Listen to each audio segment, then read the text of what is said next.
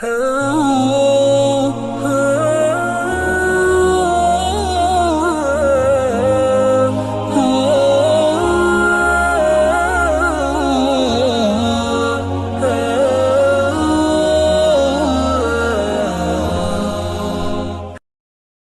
اللہ الرحمن الرحیم الحمد للہ وکفا وسلام علی عبادہ الذین اصطفى اما بعد۔ اللہ تعالیٰ نے جو چیز اب تک یعقوب اور یوسف، یا یوں کہیں کہ یوسف علیہ السلام نے اب تک جو چیز چھپا رکھی تھی، جن کے بارے میں بنیامین کے علاوہ کسی کو نہیں معلوم تھا کہ یوسف کیا ابھی دنیا میں موجود ہے، اور کیا یوسف کو مصر کی بادشاہت جیسی عظیم نعمت ملی ہوئی ہے۔ یہ ایک راز تھا جو چھپا ہوا تھا۔ بھائیوں نے بھی یہ سوچ رکھا تھا کہ ہم نے یوسف کے ساتھ جو کیا ہے اس سے یوسف کا کام تمام ہو چکا ہے، لیکن اب وہ وقت آ گیا تھا، جیسا کہ کل آپ نے سنا کہ حضرت یوسف علیہ السلام نے جب یہ تیسری مرتبہ بھائی غلہ لینے آئے تو حضرت یوسف علیہ السلام نے ان سے یوسف علیہ السلام کے بارے میں ذرا پوچھا کہ ذرا یوسف علیہ السلام کے حالات بھی تو مجھے بتاؤ کہ ان کا کیا ہوا۔ جب بھائیوں کو پتہ چل گیا کہ یہی یوسف ہیں، انہوں نے اپنے گناہ کا بھی اقرار کر دیا اور اس بات کا بھی اقرار کر دیا کہ اللہ نے آپ کو خاص مقام اور مرتبہ دیا ہے۔ اپنے گزشتہ گناہ پر وہ نادم بھی ہوئے، شرمندہ بھی ہوئے، انہوں نے اس کے اوپر معذرت بھی طلب کری۔ ان تمام کا جواب حضرت یوسف علیہ السلام نے صرف یہ دیتے ہوئے فرمایا کہ جو ہو گیا سو ہو گیا، اب اللہ تمہارے گناہوں کو معاف فرما دے، وہ بڑا رحم کرنے والا اور معاف فرمانے والا ہے۔ پھر اسی کے ساتھ ساتھ حضرت یوسف علیہ السلام نے اپنے بھائیوں سے یہ بھی فرمایا کہ اب جو کچھ تکلیفیں تم اٹھا چکے ہو، کنعان کا جو کنعان میں قحط پڑا ہوا ہے، قحط سالی کی وجہ سے تمہارے حال میں دیکھ رہا ہوں۔ چونکہ یہ تیسری مرتبہ جب بھائی مصر آئے تھے تو بھائیوں کا حال گزشتہ 2 مرتبہ کے مقابلے میں اس مرتبہ زیادہ برا حال تھا۔ چونکہ پہلے آئے تھے تو انہوں نے سامان لیا تو اس کے عوض میں کچھ چیز دی، کوئی نہ کوئی پونجی دی یا روپیہ پیسہ دیا یا کوئی سامان دے کر انہوں نے غلہ خریدا۔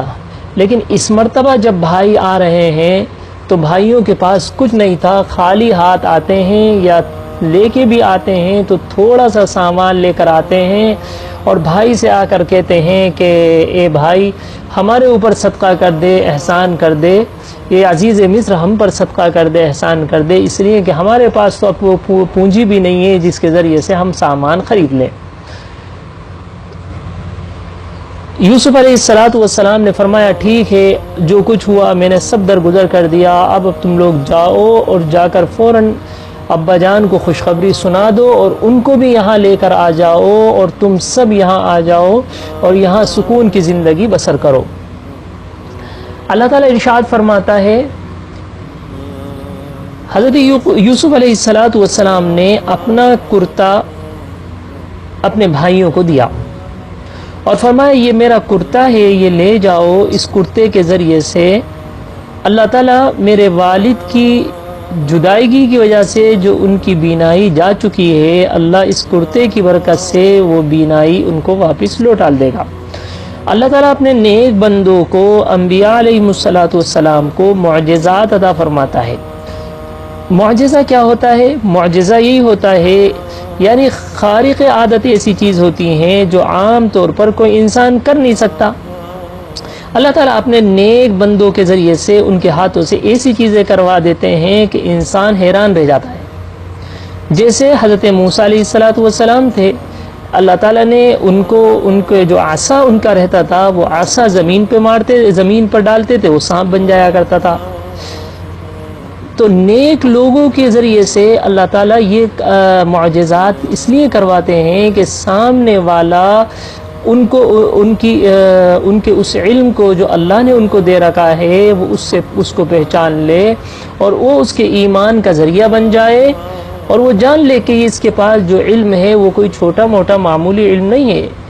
تو حضرت یوسف علیہ السلام کا معجزہ سمجھیے کہ اللہ تعالیٰ نے اس لیے کہ کسی کرتے کے اندر کہاں کی طاقت ہے کہ اس کے ذریعے سے بینائی آ جائے، اللہ تعالیٰ ایسی ایسی چیزیں اپنے نیک بندوں سے کروا دیتا ہے کہ جس کے ذریعے سے جو چیز ناممکن ہے وہ ہو جاتی ہے، یہ معجزات میں سے ہے۔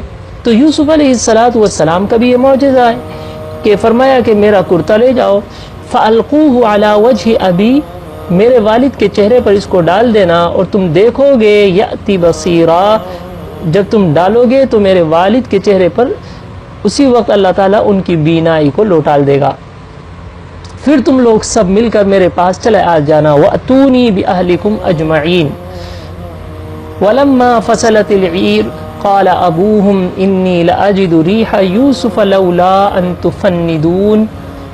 یہاں سے یوسف علیہ السلام اپنے تمام بھائیوں کو ان کا ساز و سامان تیار کرتے ہیں اور یہ قافلہ مصر سے کنعان کی طرف روانہ ہوتا ہے۔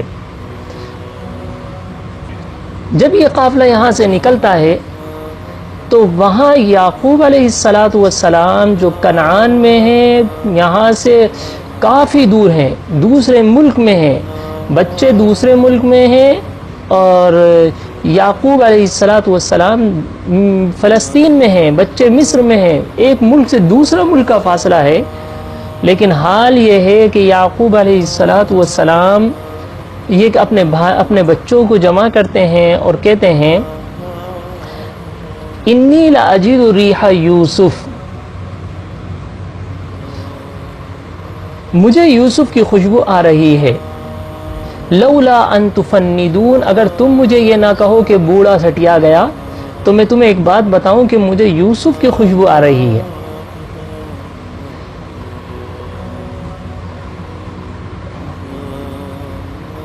حضرت یوسف علیہ السلام نے جب اپنے بھائیوں سے کہہ دیا تھا کہ سب گھر والوں کو مصر لے آؤ، چنانچہ وہ قافلے کی صورت میں مصر روانہ ہوئے، ادھر وہ مصر سے نکلے، ادھر کنعان میں حضرت یعقوب علیہ السلام کو یوسف علیہ السلام کی خوشبو آنے لگی۔ یہ بھی حضرت یعقوب کا ایک معجزہ ہے، یہ یوں کہیں کہ یہ دونوں انبیاء کا ایک معجزہ ہے، اور حضرت یعقوب علیہ السلام کے لیے بشارت ہے کہ ان کی آزمائش کا زمانہ اب ختم ہونے والا ہے۔ یہاں ایک چیز قابل توجہ ہے، جب حضرت یوسف علیہ السلام کنعان کے قریب کنویں میں موجود تھے تب تو یعقوب علیہ السلام کو خوشبو نہیں آئی، اسی طرح ابھی یوسف کہاں ہے؟ مصر میں ہے، اور مصر میں یوسف ابھی سے نہیں ہے، یوسف مصر کے اندر سالوں ہو گئے، لیکن مصر کے قیام کے دوران بھی انہیں اس سے پہلے اس کا احساس نہیں ہوا، کوئی یوسف کی خوشبو نہیں آئی۔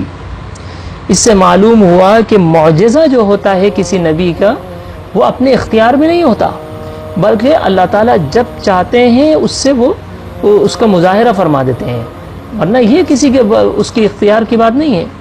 اگر یہ خوشبو آنا ہوتی تو یوسف علیہ یعقوب علیہ السلام کو یہ ابھی یوسف جب کنعان میں تھے گھر سے تھوڑے فاصلے پر تھے وہیں آ جاتی، لیکن تب نہیں آئی۔ مصر میں رہتے رہتے اتنا لمبا وقت ہوا وہاں نہیں آئی، اب یوسف علیہ السلام کی خوشبو آ رہی ہے۔ تو جب بچوں نے ان کے منہ سے یہ بات سنی تو فوراً کہا تاللہ انک لفی ضلالک القدیم، اللہ کی قسم آپ ابھی تک اپنی پرانی غلط فہمی پر پڑے ہوئے ہیں۔ غلط فہمی کیا؟ حضرت یوسف ابھی کیا زندہ ہوں گے؟ کیا ان سے ملاقات ہو سکتی ہے؟ یہ ناممکن ہے۔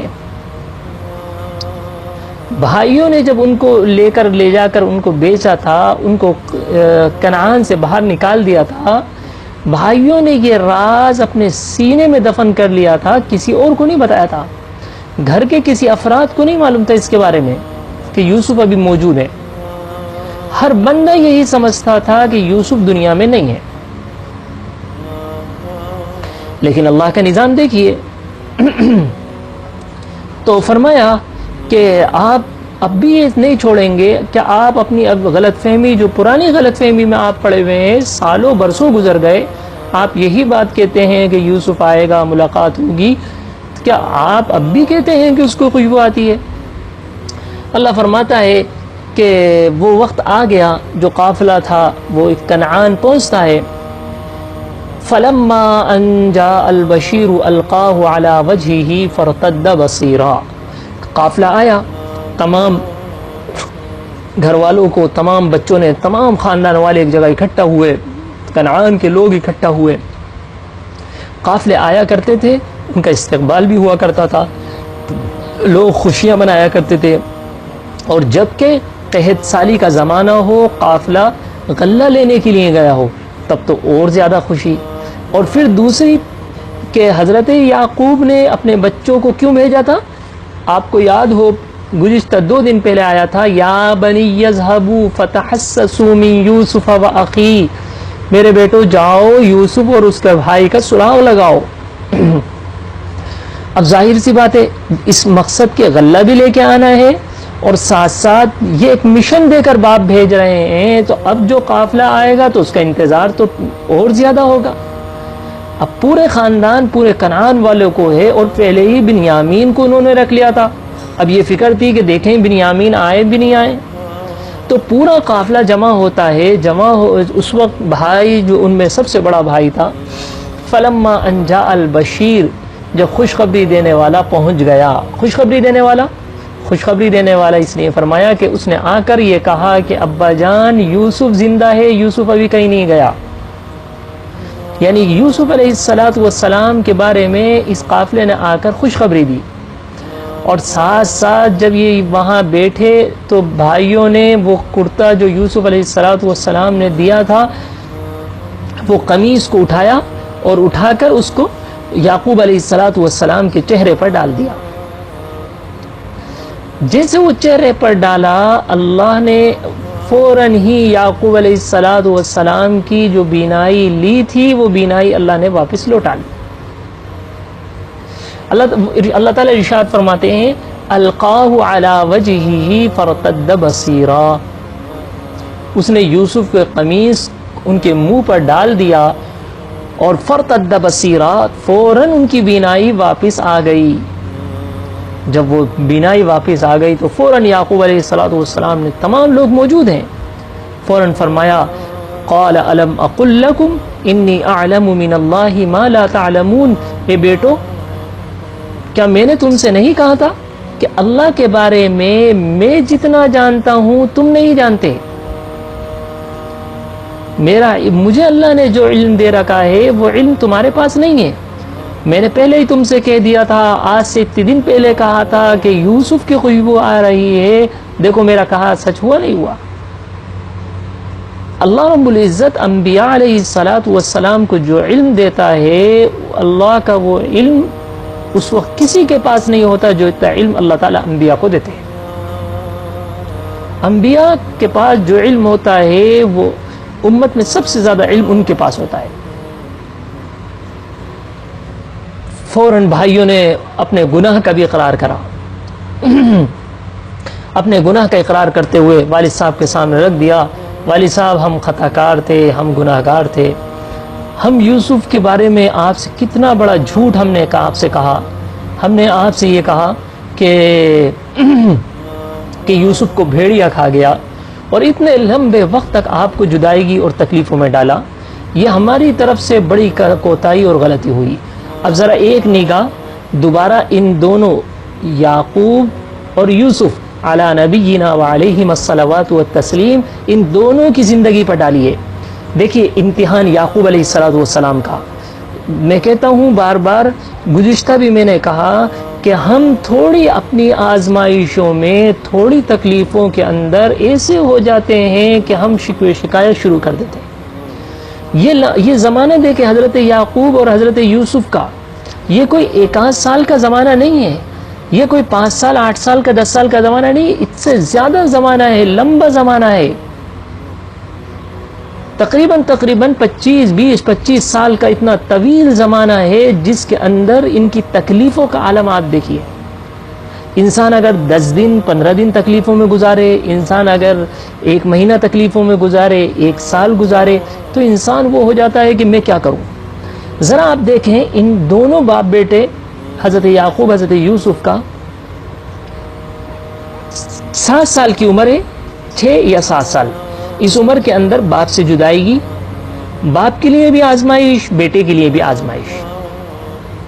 باپ کے لیے آزمائش ہے کہ بیٹا چلے گیا، اور بیٹے کے لیے آزمائش کیا شروع ہوئی ہے؟ بھائیوں کا ظلم سب سے پہلے باپ کی شفقت اور محبتوں سے دور ہونا، اس کے بعد دوسری آزمائش بھائیوں کا ظلم ہونا، تیسری آزمائش بھائیوں کا وطن سے دور کرنا، چوتھی آزمائش بھائیوں کا کنویں میں ڈالنا، 5ویں آزمائش بھائیوں کا مصر کے غلام بنا کر بیچ دینا، ایسے ہی 6ٹھی آزمائش مصر کی منڈی میں بکنا، 7ویں آزمائش تہمت کا اٹھانا، زلیخا نے جو تہمت لگائی، 8ویں تکلیف حضرت یوسف علیہ السلام کی قید خانے میں ڈالا جانا۔ یعنی یہ تو وہ تکالیفیں ہیں جو حضرت یوسف علیہ السلام کے لیے بڑی بڑی ہیں، باقی جو چھوٹی آیا کرتی تھیں ان کا تو کہنا ہی کیا ہے، جو تکلیفیں جو انہوں نے برداشت کری ان کا تو ہم سوچ نہیں سکتے۔ اور یعقوب علیہ السلام کے لیے بیٹے کا جدائیگی، لیکن یہاں 2 سبق ہمیں اور آپ کو ملتے ہیں۔ انسان کبھی بھی اللہ سے نا امید نہیں ہو، جیسے یعقوب اللہ سے نا امید نہیں ہوئے۔ یوسف علیہ السلام کی زندگی سے ملتا ہے، تقوی کو نہیں چھوڑا اور آزمائشوں سے گھبرائے نہیں، صبر کرتے گئے، اللہ نے یہ وقت لے کر آ گیا۔ اب یہ بھائی کہہ رہے ہیں یا ابانا استغفر لنا ذنوبنا انا کنا خاطئین، اے ہمارے ابا جان، آپ ہمارے گناہوں کی بخشش کی دعا فرما دیجیے، ہم بڑے خطا کار ہیں، ہم نے آپ کو جو تکلیف دی ہے بڑی تکلیف ہے، اگر آپ نے معاف نہیں کرا، آپ نے ہمارے لیے دعا نہیں کری تو ہم یقیناً ہم ہلاک ہو جائیں گے۔ یا ابانا استغفر لنا ذنوبنا، اے ہمارے ابا جان ہمارے گناہ کو بخش دیجیے، دعا فرما دیجیے ہمارے لیے، یقیناً ہم بڑے خطا کار ہیں۔ دیکھیے وہاں یوسف کے سامنے بھی ان بھائیوں نے یہی کہا تھا، کیا کہا تھا؟ دیکھیں، قالوا تاللہ لقد آثرک اللہ علینا وان کنا لخاطئین، انہوں نے کہا تھا اللہ کی قسم اللہ نے تم کو ہم پر ترجیح دی ہے یوسف، اور ہم یقیناً خطا کار تھے۔ گویا کہ اللہ نے یہ حال کر دیا ان کا، جب انہوں نے اپنے بھائیوں کے ساتھ، اپنے بھائی یوسف کے ساتھ کیا، تو اب بھائی کے سامنے کھڑے ہو کر کہتے ہیں یقیناً ہم گناہ گار ہیں، ہم خطا کار ہیں۔ یہاں باپ کے سامنے بھی یہی کہہ رہے ہیں کہ قال سوف استغفر لکم ربی انہ یا ابانا استغفر لنا ذنوبنا انا کنا خاطئین، کہ ہم خطا کار ہیں، ہم نے گناہ کیا ہے۔ اس لیے کبھی بھی انسان جو ہوتا ہے کتنا ہی کچھ کر لے، اس کو ایک وقت اپنے گناہ کے لیے نادم ہونا پڑتا ہے، شرمندگی اٹھانا پڑتی ہے۔ اللہ ہماری حفاظت فرمائے۔ گناہ کی شرمندگی دنیا میں تو معمولی ہے، دنیا میں عیب کھل جائے کسی گناہ کا، اور آخرت کی وہ بڑی خطرناک ہے۔ اللہ ہم سب کی حفاظت فرمائے، وہ بڑی خطرناک ہے۔ قیامت کے دن حدیث میں آتا ہے اولین اور آخرین کا مجمع ہوگا، اس وقت انسان اللہ کو کیا منہ دکھائے گا؟ انسان اس وقت اللہ کے سامنے کیا رکھے گا؟ انسان اللہ کو کیا چیز بتا سکتا ہے اس وقت جب تمام لوگ موجود ہوں گے؟ شرمندگی سے نگاہیں نیچی ہوں گی، قرآن کریم میں ہے کہ نگاہیں پست ہوں گی اس دن۔ اللہ ہم سب کی اس موقع پر حفاظت فرمائے، اللہ ذلت سے اس طرح کی ہماری سب کی حفاظت فرمائے۔ دوسری چیز، حضرت یعقوب علیہ السلام نے، بچوں نے جب یہ بات کہی کہ ابا ہم خطا کار ہیں، وہاں بچوں نے یوسف سے کہی ہم خطا کار ہیں، یوسف علیہ السلام نے اس کے جواب میں کیا کہا تھا؟ لا تثریب علیکم اليوم، آج تمہارے اوپر کوئی مؤاخذہ نہیں ہے۔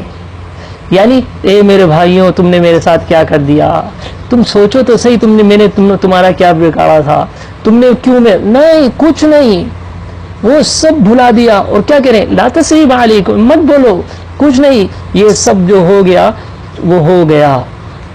اذ انتم جاہلون، تم نے جہالت کی وجہ سے کہا، نادانی میں یہ کام کر دیے تھے، یہ کہہ کر انہوں نے معاف کرا۔ اور یہاں والد کا بھی یہ حال ہے، والد بھی نہیں کرے میرے بیٹو تم سوچو تو صحیح، تم نے چھوٹا جو گناہ کیا ہے۔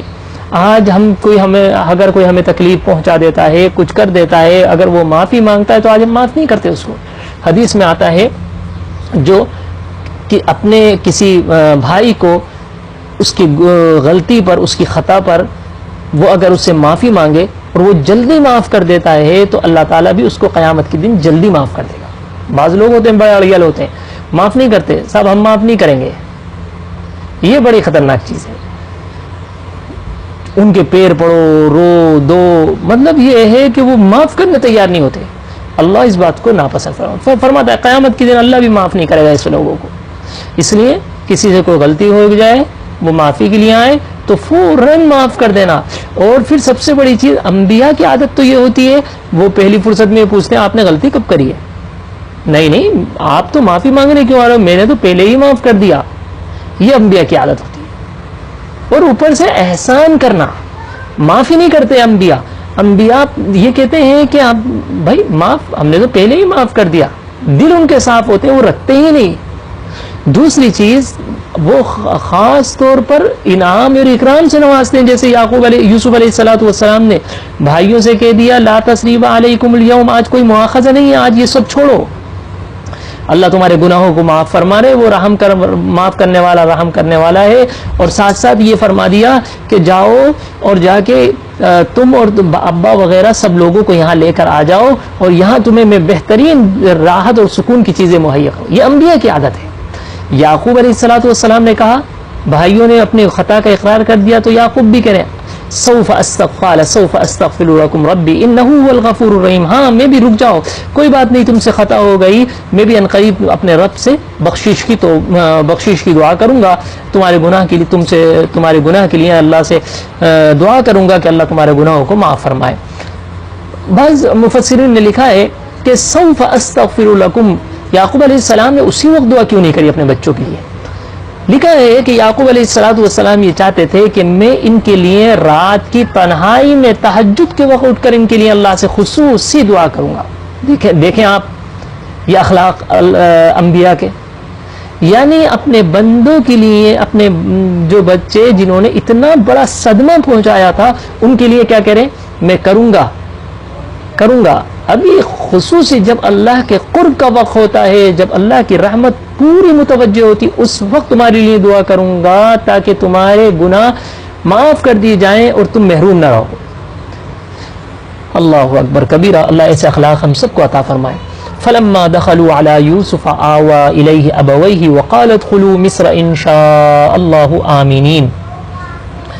پھر جب یہ سب لوگ یوسف علیہ الصلوۃ والسلام کے حکم کے مطابق یہ تمام قافلہ یہاں سے اکٹھا ہوتا ہے اور سب لوگ یہاں سے روانہ ہوتے ہیں. یوسف علیہ الصلوۃ والسلام کو پہلے ہی معلوم ہوتا ہے، حضرت یوسف علیہ الصلوۃ والسلام کو پتہ چل جاتا ہے یہ شہر کے قریب آ چکے ہیں. تو یوسف علیہ الصلوۃ والسلام باہر نکلتے ہیں، باہر نکل کر اپنے والدین کا، اپنے بھائیوں کا استقبال کرتے ہیں. تو فلما دخلوا على يوسف آوى إليه أبويه وقال ادخلوا مصر إن شاء الله آمنين. انہوں نے اپنے والدین کو اپنے پاس جگہ دی، خاص جگہ. والدین جو کہا، بعض جیسا کہ میں نے شروع میں بھی بتایا تھا، اگر یوسف علیہ الصلوۃ والسلام کی والدہ جو ان کی حقیقی والدہ تھیں، اگر وہ حیات، بعض مفسرین لکھتے ہیں وہ حیات تھیں، اگر وہ حیات تھی تو یہاں جو ہے سمجھ لیا جائے کہ یوسف اور ان کی والدہ. اور اگر ان کی حقیقی والدہ نہیں تھی تو ان کے والد نے جو دوسری حضرت یعقوب علیہ الصلوۃ والسلام کی اہلیہ تھیں، چونکہ وہ بھی باپ کی بیوی ہے، وہ بھی والدہ ہے، والدہ کے حکم میں ہے، لہٰذا دونوں صورتوں میں چاہے حقیقی والدہ ہو یا حقیقی نہ ہو، تو یوسف علیہ الصلوۃ والسلام نے خاص طور پر ان کو اپنے قریب جگہ دی اور ان سب کا استقبال کرا اور فرمایا ادخلوا مصر انشاء اللہ آمینین، آپ سب مصر میں داخل ہو جاؤ جہاں انشاءاللہ سب چین سے رہو گے. ان کا استقبال کیا، ان سب کو بہت عظمت کے ساتھ، بہت اکرام کے ساتھ اپنے ساتھ لے کر مصر کے اندر داخل ہوئے. ان کو ویلکم کہا. ورفع ابویہ علی العرش وخروا له سجدا، اور پھر انہیں اپنے والدین کو تخت پر بٹھایا، اونچائی پر بٹھایا، اپنا قریب ان کو قرب عطا فرمایا۔ اللہ فرماتا ہے وہ وقت جب آیا، جب ان کو اپنے مہمان خانے میں لے کے گئے، محل میں ان کو رکھا اور ان کو ایسی خاص مقام پر والدین کو عظمت کے ساتھ بٹھایا، تو اللہ فرما رہے وَخَرُّوا لَهُ سُجَّدًا، تو وہ سب ان کے سامنے سجدے میں گر پڑے، وہ سب کے سب یوسف کے سامنے سجدے میں گر کرے۔ فوراً یوسف علیہ السلام نے جب دیکھا کہ تمام کے تمام میرے ماں باپ بھی اور میرے 11 کے 11 بھائی بھی میرے سامنے سب سجدے میں گر گئے، تو فوراً یا یوسف علیہ السلام نے ارشاد فرمایا یا ابتی ھذا تأویل رؤیایا من قبل، یا ابتی ھذا تأویل رؤیایا من قبل، اے ابا جان یہ میرے خواب کی تعبیر ہے، یہ میرے خواب کی تعبیر ہے جسے میرے پروردگار نے سچ کر دکھایا۔ کیا تعبیر ہے؟ کون سا خواب ہے وہ؟ آپ شاید ذہن میں اگر ہو، آپ لوگ شروع سے سماعت فرما رہے ہیں جو صاحب جو مرد و خواتین، ان کو شروع میں پتہ ہوگا کہ یوسف علیہ السلام نے بچپن ہی میں خواب دیکھا تھا، اور وہی خواب ان کے لیے یہ آزمائش اور امتحان کا ذریعہ بنا۔ خواب کیا تھا؟ خواب یہ تھا یا ابت انی رأیت 11 کوکبا، اے میرے ابا جان میں نے خواب دیکھا ہے کہ 11 ستارے، والشمس والقمر، اور سورج اور چاند، رأیتہم لی ساجدین، یہ سجدہ کر رہے ہیں مجھ کو۔ یہ خواب انہوں نے دیکھا تھا۔ تو 11 ستارے، 11 ستاروں سے مراد 11 بھائی، اور سورج اور چاند سے مراد ماں باپ ہے۔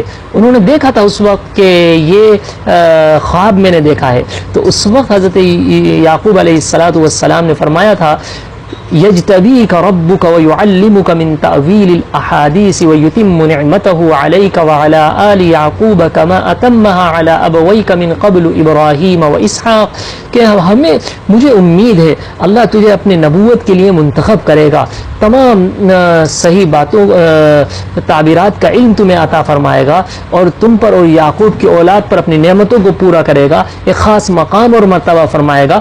اب یہی سبب ہوا تھا آزمائش امتحان کا۔ آج دیکھیے کہ یہ خواب پورا آج ہو رہا ہے۔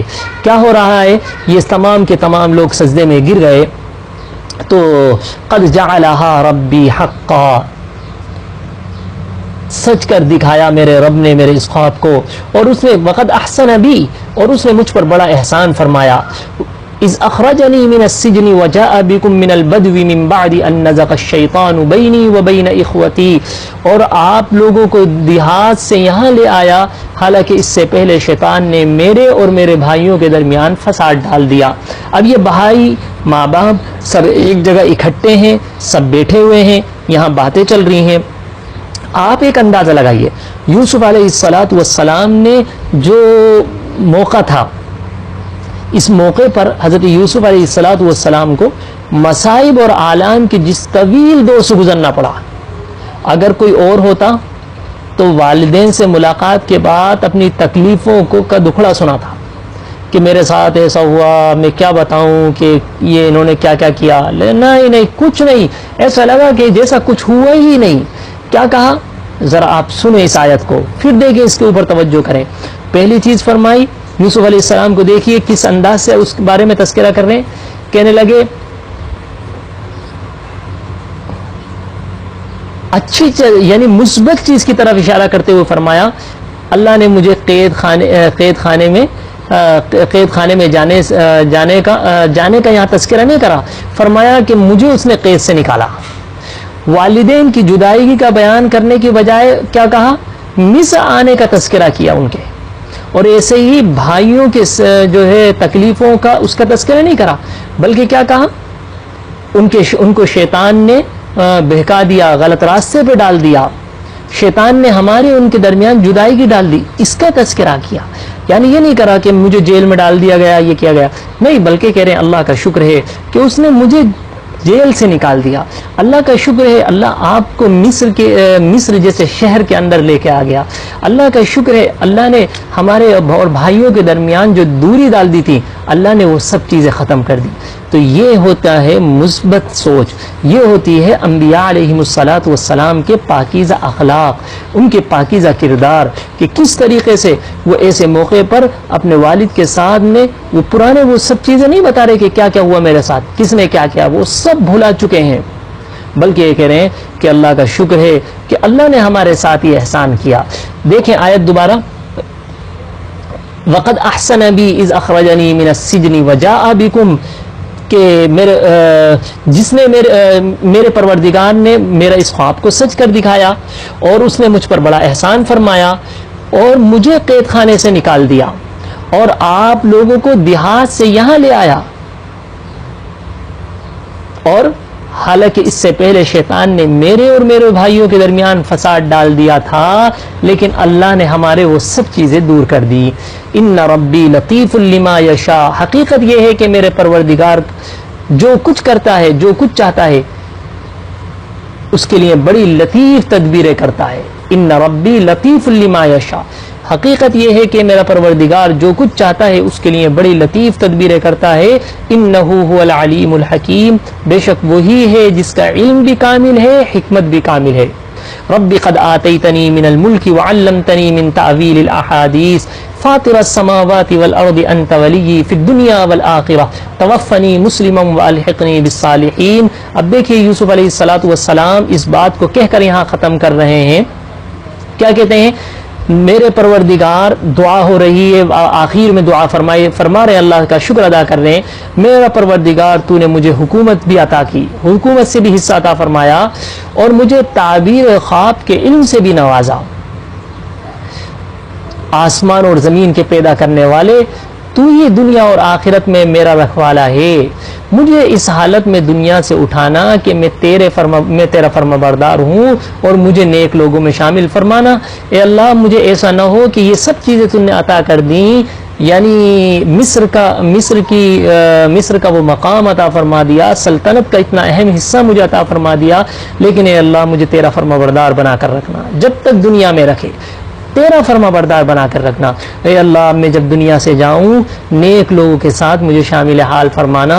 یہ اللہ کی بہت بڑی نعمت ہوتی ہے. اللہ تعالیٰ بعض لوگوں کو دنیا سے اتنا وافر حصہ بھی عطا فرماتے ہیں, لیکن اس کے باوجود ان کا اللہ سے تعلق میں تھوڑی سی بھی کمی نہیں ہوتی. ان کا تعلق اللہ سے کتنا مضبوط ہوتا ہے, اتنا سب کچھ ہونے کے باوجود وہ اللہ سے تھوڑی دیر کے لیے بھی غافل نہیں ہوتے, اور بلکہ اللہ سے اپنی آخرت ہی کی فکر رکھتے ہیں. یہاں دیکھیں حضرت یوسف علیہ السلام اللہ سے جو کچھ اللہ نے دیا ہے تمام تعریف کری. ایسے اس سے دو باتیں ہمیں پتہ چلیں, ہمیں بھی اللہ نے جو کچھ دے رکھا ہے ہم اللہ کا شکر ادا کرتے رہا کریں, مانگتے رہا کریں. اللہ آپ کا شکر ہے, آپ نے یہ سب چیزیں مجھے عطا کریں, اللہ یہ دیا, اللہ یہ دیا. جیسے یعقوب یوسف کہہ رہے ہیں اللہ آپ نے مجھے آپ نے وہ حکمت اور دانائی کی چیزیں جو سکھائیں, اس کا علم جو آپ نے دیا, اللہ میں آپ کا شکر ادا کرتا ہوں. اے اللہ آپ نے مجھے یہ مصر کا یہ تخت عطا فرمایا, میں آپ کا شکر ادا فرماتا ہوں. اے اللہ مجھے اب دنیا میں رکھنا تو نیک بنا کر رکھنا, اور مجھے قیامت کے دن اٹھائے تو اللہ اپنے نیک بندوں میں اٹھانا.